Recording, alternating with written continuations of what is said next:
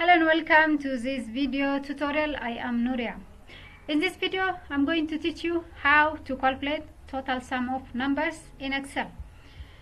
I have here 10 entries to calculate the total sum. Write equal sign then sum.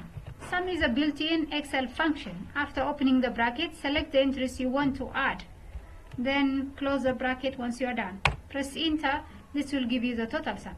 You can also write your own formula here, starting from A1 up to A2, just like we do math paper. Or after equal sign, after plus sign, you can click on each to enter the data. Shorter,